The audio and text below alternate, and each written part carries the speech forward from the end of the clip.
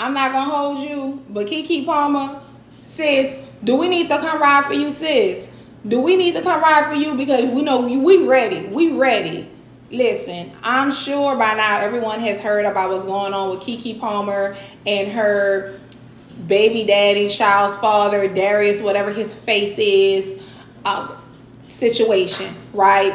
So she's filed for full custody of her son, as well as filed a restraining order against this allegedly abusive man. So with the court document, she's attached stills, pictures from her camera of him choking her on the couch, choking her on the stairs, have his hand up like he just like slapping down on her.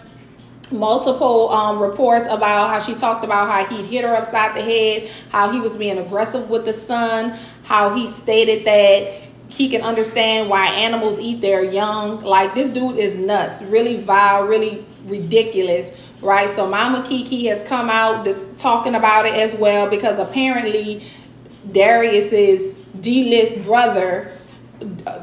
actor brother has come out wanting to talk about, you know, defile Keke's name, making it seem like she's a vile person. Everybody's want to come to see what she's got going on. And then, you know, Mama Keke had to come in and defend her daughter. Like, listen, we've been told you that your brother is abusive. We've been told you to talk to your brother. We've been trying to, you know, sort this situation out, so you know exactly what was going on, right?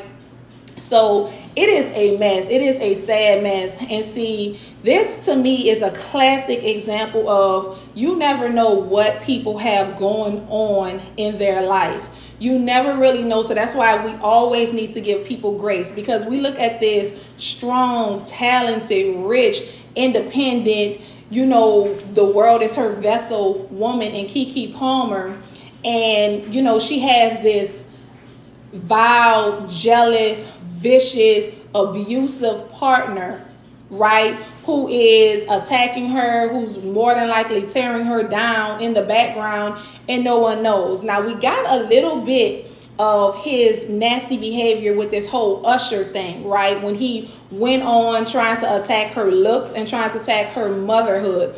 And while some people thought that, you know, it could have been trolling because of the fact that they came out with that song, her and Usher came out with the song after the fact, and they kind of like did a little play on the, you know, I'm a mother and that whole wink. So people weren't exactly sure if it was trolling or what was going on. But as we see here, that was real. That was, he honestly went on, tweeted that stuff about Usher because, you know, he was trying to tear down her image. He was trying to tear down her character. He knows that she has this almost like a cookie cutter image, right? So he wanted to embarrass her in front of the entire world. And that's exactly how abusers work. Even in her paperwork, in the court documentation, she talked about how, you know, he love bombed her. And so, you know, the cycle of that, they love bomb you, and then they start the abuse. And then they come back with the love bombing and then the abuse. So you get so tied up in that mess that, you know, at the end of the day, you're all over the place, you're confused, right?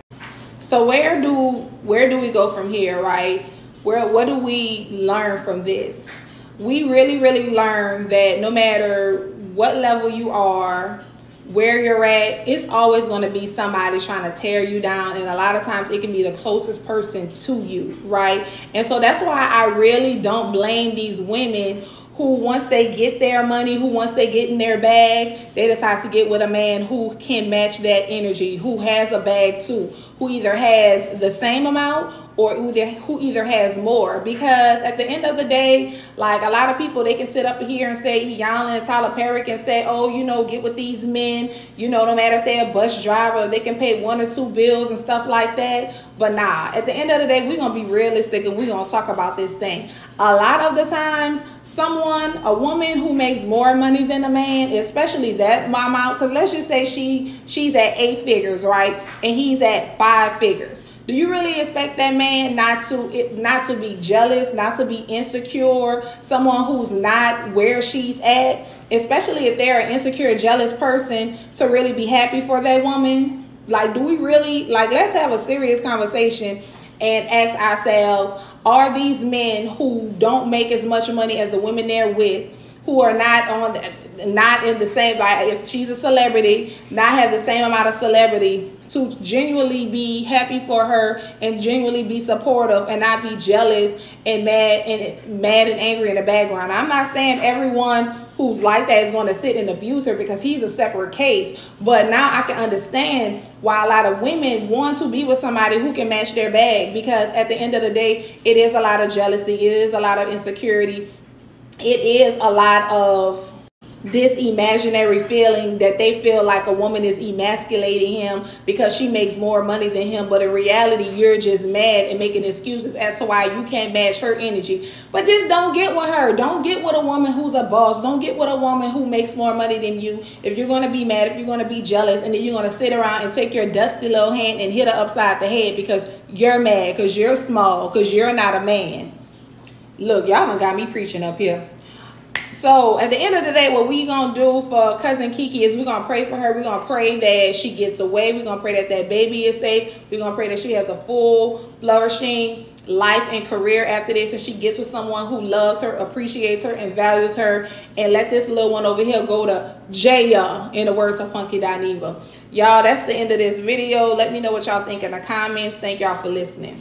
Okay.